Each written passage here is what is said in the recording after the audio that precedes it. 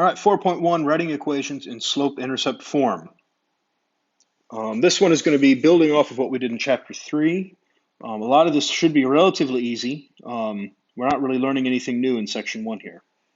Example 1, write the equation for the line with a slope of 3, so m equals 3, and a y-intercept, b equals 5. Using slope-intercept form, remember that that is y equals mx plus b. We just plug in. This is y equals 3x plus 5. And that's all for example 1. Example 2. We were given a picture here. Here's our y-intercept. So I can say, well, right away, b equals -3. And now I need to find my slope. I can use the two given points that they have, this -2, 1, and the 0, -3, or I could look, well, here's a nice point right there.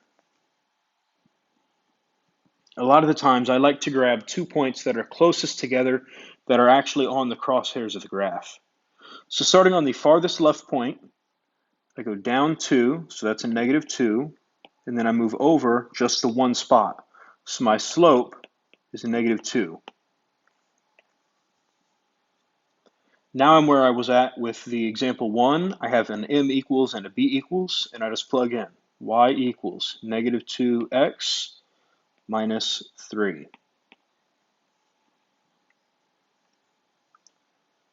All right, scrolling down again, example 3. Write an equation of the line that passes through these 2 points. Well, starting off, I want to find my slope. My slope, remember that it's one of our formulas is y2 minus y1 over x2 minus x1. So here's x, y, x, y. Those are my 2 points. Let me rewrite one of these so that I can see. This will be -3 minus -1 over 0 minus 2. So this gives me -2 over -2, which is +1. So my slope is 1. Now, there's an easy way to do this problem from now on, and there's a harder way. I'm going to walk you through the easy way, and then I'm actually going to do it the harder way, because some of the homework problems will require you to do it the harder way. Whenever you look at these 2 points, this second point has an x value of 0 and then a y value of -3.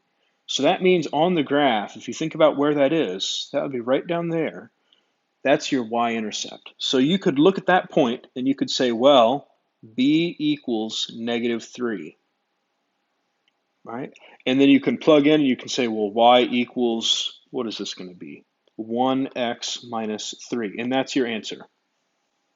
So on the homework, whenever one of the points has a 0 for the x value, just look at that point and pull the y-intercept out of it, okay? Right? That should be very easy. Now, sometimes the points will not give you the y-intercept right away, right? Sometimes the points will not have a 0 for the x value. And whenever that happens, you're going to have to plug in to find the b. So I'm going to pretend like this problem did not give me this nice point, this nice yellow point, and I'm going to use the green point to plug back in. So say that we've worked this problem. I've gotten that my slope is 1. So I know my equation is going to look something like y equals 1x plus b, but I still have to find b. I'm going to use the point 2, -1, that's the green point up there, and I'm going to plug it in. Here's my x, here's my y. I can plug this in and I can say, well, -1 equals 1 times 2 plus b. Now I just solve for b, and so this is going to be -1 equals 2 plus b, so -3 equals b.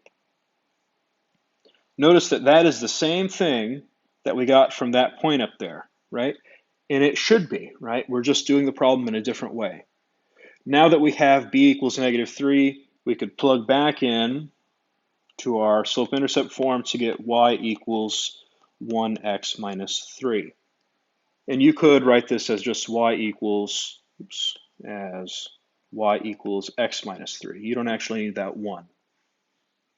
So again, this is our last problem, but again, The yellow point there, the point that has a 0 for the x-intercept, or for the x value, if you have a problem like that, where it's 0 for the x, then just grab the y-intercept from the other value. If you don't have a nice problem like that, then you're going to need to plug in like what I did at the bottom. All right, those are our 3 examples. Make sure that you have y equals mx plus b somewhere written on your paper. Make sure you know that slope-intercept form. All right.